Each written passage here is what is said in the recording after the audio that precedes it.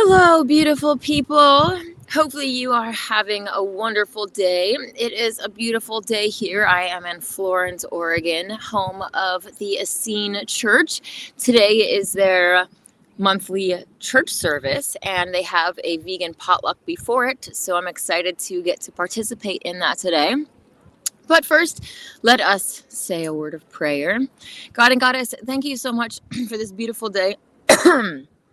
Thank you so much for the safe travels and the great ability and opportunity to come here to Florence and mingle with some Megillah lovers and really just be part of a community of people that are trying to focus on doing your will and ascending the golden ladder. Please help us to remember why we came and to live with love and kindness and compassion as our leading way. In the name of Elohim, I pray. Amen. It is a really beautiful day here, but it is pretty windy and foggy. Got some people, out here, unfortunately killing some fish, but there's some beautiful ducks and there's some sand dunes and a lot of really fun activities. I was seeing a lot of people as we were coming into this area unloading their dune buggies and stuff, and I'm like, oh my gosh, I know I want my next vacation to be because that looks so much fun. Okay, so today is Mind Day. Let us say the midday contemplation. Our God and Goddess, immanent and transcendent, send to all your angel of peace. To all the helpful thoughts of my mind, send your angel of power. I know the text is a little bit out of place today, but there are more words that are coming later that will put it back in place. Anyways, I'm excited that I am going to be joining the Essene communion or community today to be a part of their worship service and align my own minds with the things from above. And today I wanted to share with you this scripture from the Holy Megillah. Let me say hi in the live chat. This is going to be from chapter 28 if you are following along in the book, and this is also in the PDF version that is available online. I should have that in the description box for you to click if you are able to.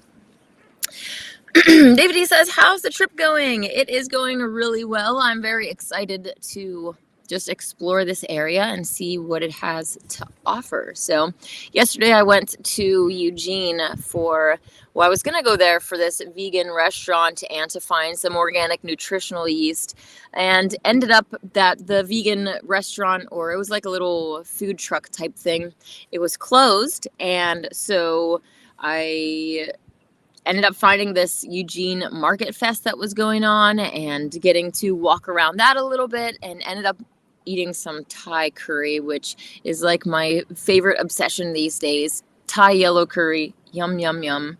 That is the way to my heart. David E. also says, the Megillah creates a community of awakened souls. That is so true. And the guiding principles of this is that expansion of existence, consciousness, and bliss, and focusing on love and kindness, which ultimately leads to more wisdom and knowledge.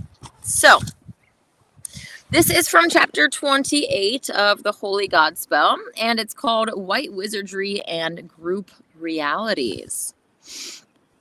And one of the characters here, this is going to be a discussion between Yahshua and Yohanan. And the little footnote I wanted to read here about Yohanan says that the name has come into English as John, and Jonathan means Yahweh is gracious. In the Holy Godspell, to avoid confusing the reader, we use the English John for John the Baptist and the Hebrew Yohanan for John the disciple. It should be noted that within the Holy Godspell, significantly, Yohanan is referred to as Yeshua's best friend in India during their mutual young adulthood. So cool. Throughout the subsequent ministry of Yeshua, Yohanan remains the cornerstone of the relatively small band of disciples that chose to leave everything else behind and walk with the Lord and Lady. the cornerstone of the small band of group. Remember how later we're told that Peter is the cornerstone, and Peter actually never studied with the Lord and Lady and actually stood against them at pretty much every turn that he, even from square one, he was trying to correct Christ and basically imply that he was the successor of Christ and that he was there to correct him and lead the message into greater things, which realistically he didn't, because he rejected vegetarianism, which was the first requirement that the Lord and Lady had for all of their people, rejected the feminine divine, and probably was one of the ones that started the rumor of Christ eating fish. Okay, so chapter 28. There's some fun bird noises coming from back there. White Wizardry and Group Realities. This is verse 734.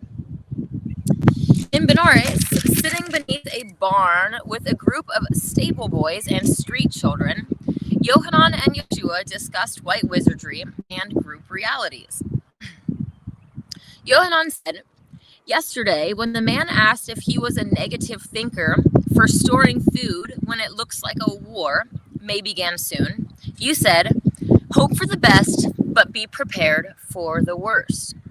For behold, long have immature men made war despite the best hopes of the holy ones. If war comes, share your store food with the immature and their victims. Until war comes, share the bread of your wisdom and advocate peace." I love that too. Many of us are preppers and have stored food, and I just love how it's like, store up the food, be prepared, hope for the best, but be prepared for the worst, and then when war comes, or if war comes, share your stored food with the immature and their victims. With your blessings, Yahshua, I will share my thoughts on your words of wisdom. Also, with your blessing, I would like to ask a question. Yahshua replied, "Good friend, with sincere interest, I will hear your thoughts expressed. Yea, and from the deep within, I will answer your question." Yohanan said, "As you have previously taught me, all people are wizards, knowingly or unknowingly, weakly or powerfully, with even the relatively weak having far more power than most imagine.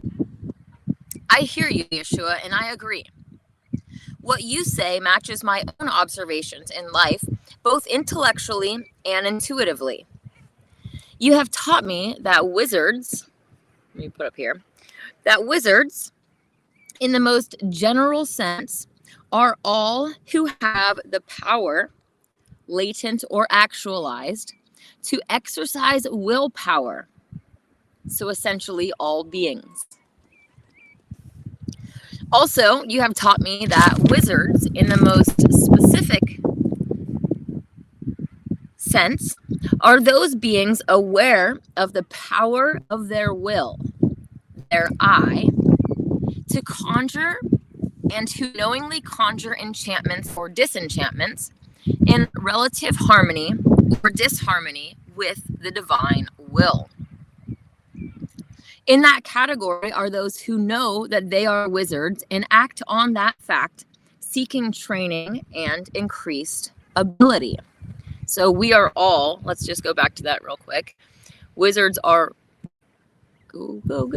all who have the power, latent or actualized, to exercise the willpower. So all of us essentially are wizards in a general sense. But then again, more specifically, those wizards are the ones that know their power and then they act upon it, whether that's in harmony or disharmony with the divine will. Both are considered wizards. And what we do is ultimately what makes us either a white magician, white wizard, or a black wizard, right? Doing dark magic or white magic. White wizards will seek training from white wizards with the aim of improving their ability to manifest goodness in the cause of love. Dark wizards will seek training from dark wizards with the aim of improving their ability to control their environment to their own personal advantage, regardless of harm to others.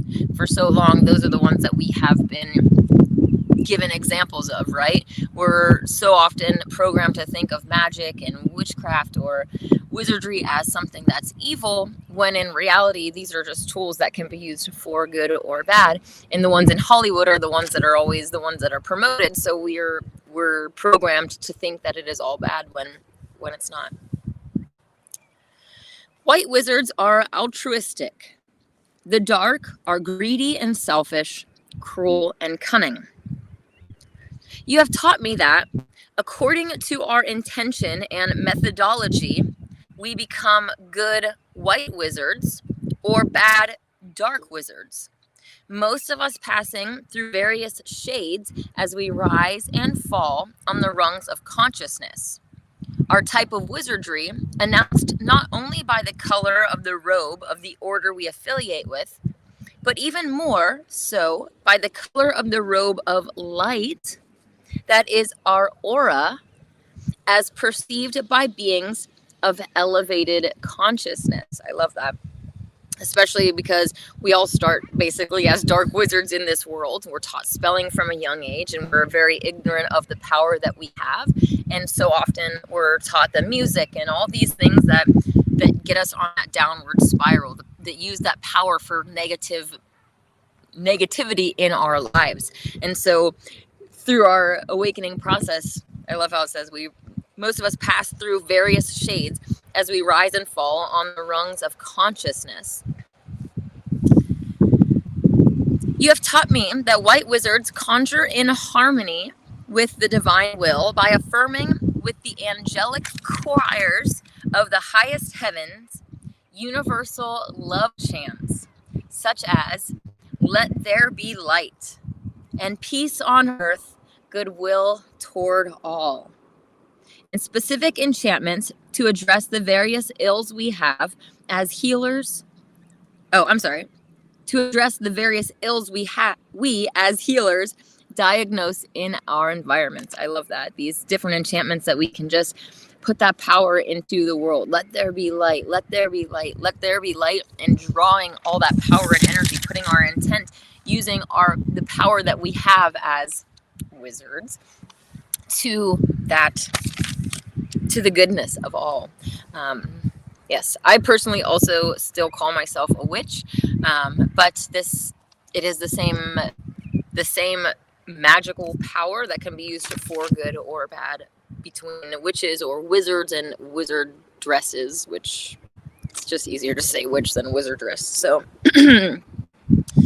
plus I also feel passionate about reclaiming what has been stolen and demonized, the powers that we have tried to demonize: words, mudras, colors, entities, Christ even, right? By saying that Christ was a fish eater who passed out fish, that is demonizing him and essentially blaspheming him. So it's a constant reoccurrence that they invert and demonize what is good, and some of us are passionate about taking those things back. So it's really important that we look under the surface and not just get triggered and reactive to our programming and what the powers that be have done in this world, and how they've caused us to see different things.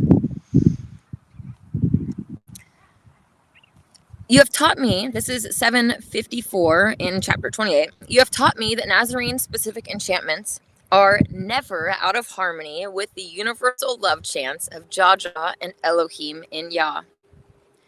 You have taught me that by our life of enchantments, we Nazarean white wizards conjure the Garden of Eden consciousness of heavenly embodiment on this fallen world, with the intention of returning this world to its original status as a heavenly world, and then to see it ascend unto ever higher group realities and ever higher heavens.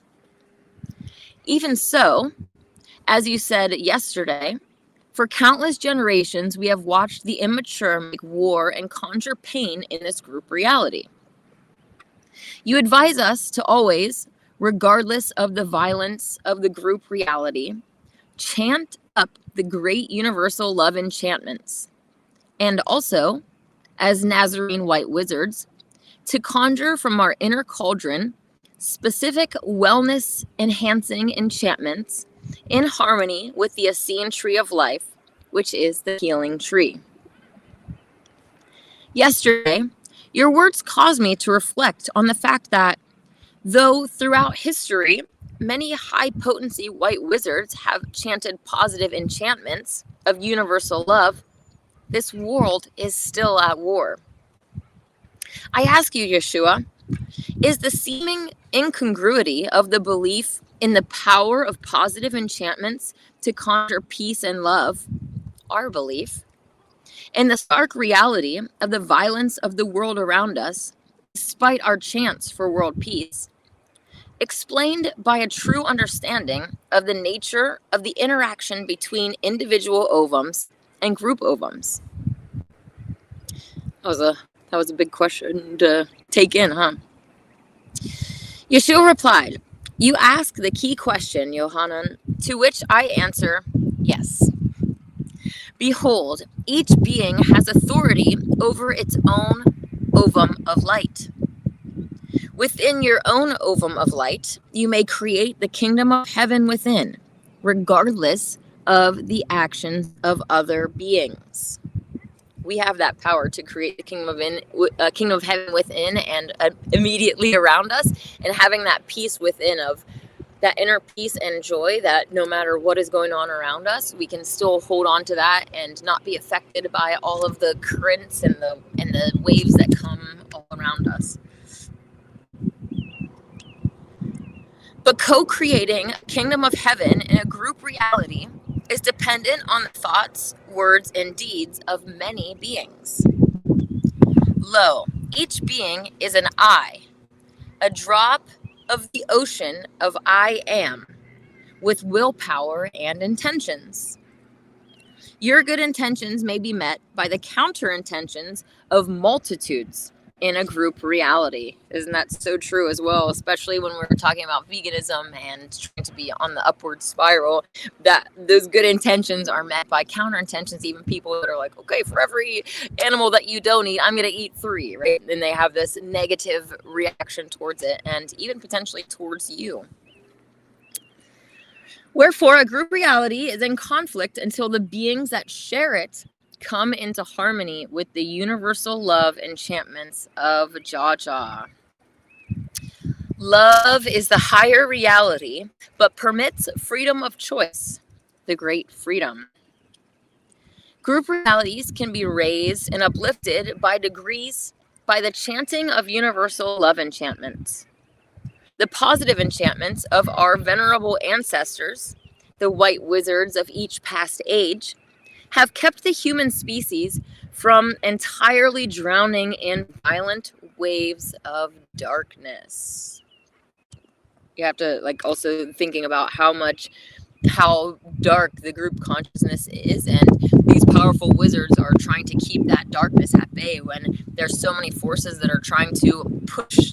Even just thinking about every year, this, at least in America, the ball dropping on New Year's Eve, right? And this idea of lowering of consciousness, and everybody's cheering for essentially this mother ovum to sink lower. And that's the intent that we're all going into the new year with, whether or not it is actual new year. You understand the point that even just that is going towards this negative spiral that we're trying to work against. So like they were saying, these very powerful white wizards are trying to kind of counteract that, and it's a really hard thing to continue to try to do that. But let's continue on here.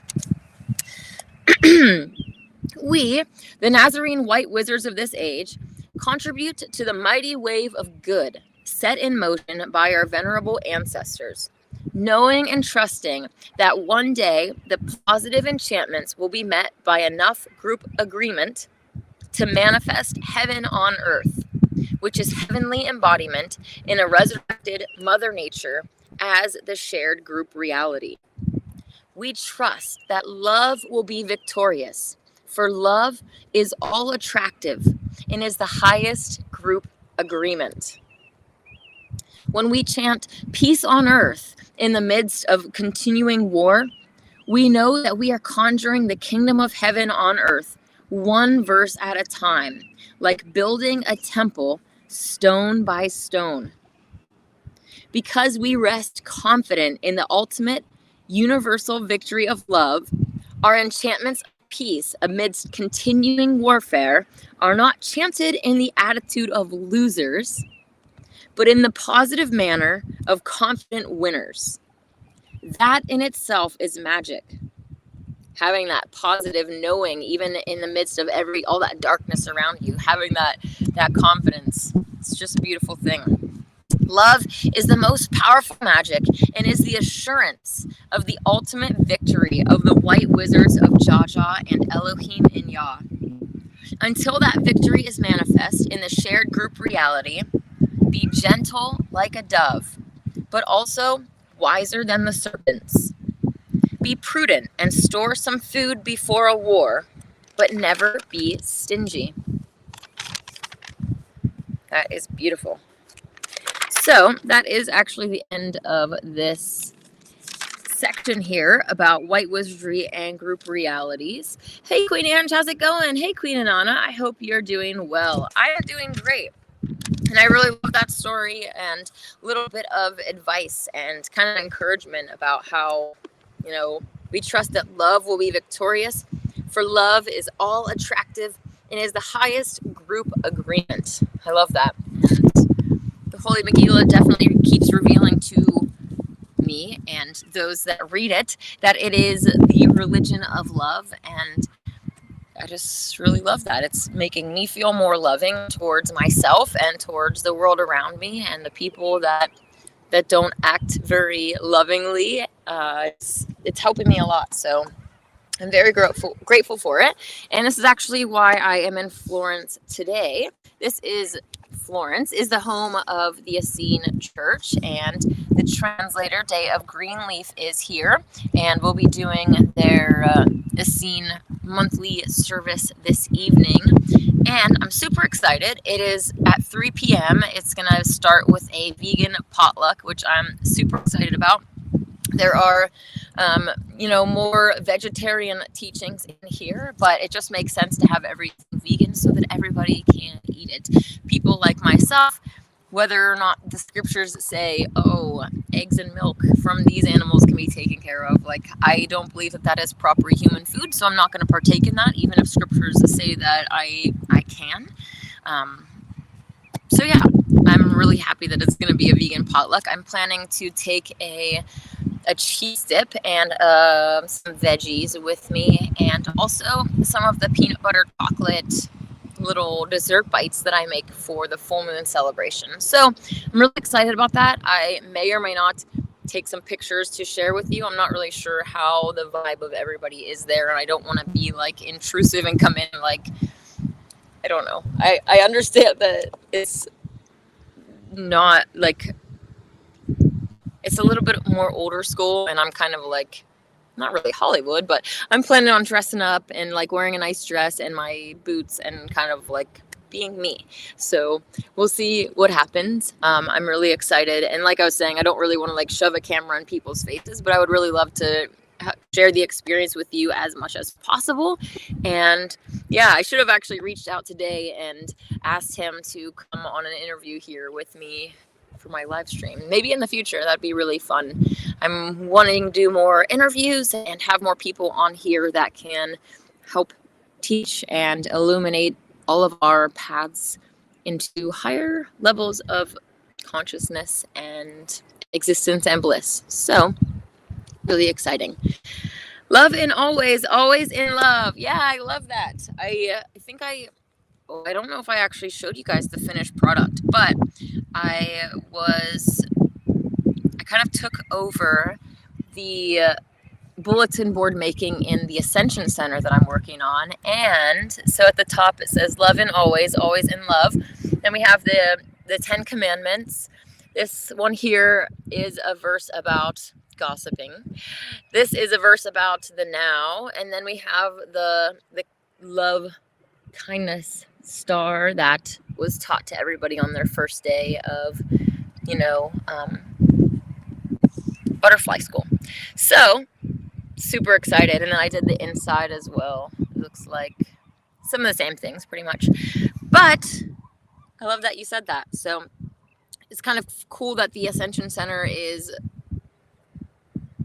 essentially, I guess, what I see as it being in line with what I wanted for a church in general, which is a church that kind of encompasses all of the best of all of the religions and getting people towards the fleshless diet and on the upward spiral. Even this Holy Megillah here has a teachings from Buddhism and Hinduism and kind of correlates them to the teachings and cross-referencing different things, because all of the religions ultimately have the same underlying truths and messages. They've all just been corrupted in different ways to divide and conquer us. So I'm really excited about what's going to happen there and today and all of the things. David, he says, they constantly point to Christ feeding thousands fish when he really fed them bread and fruit. Yeah, that was one of the first stories in the Gospel of the Holy 12, where Christ actually feeds them grapes and bread on one occasion, and then on another occasion, melons and bread. And I love the grapes and bread story because that's like a giant communion and kind of foreshadowing what was going to come at a later time. So really, really beautiful stuff there. But that being said, I'm actually going to jump off of here because I have to go and whip up the cheese and the peanut butter desserts for the potluck that's going to be starting at 3. So only a few hours until that starts. And actually, I'm supposed to go to the bookstore before then to pick up books. I got another copy for myself coming. I'm going to be picking up Jennifer a copy.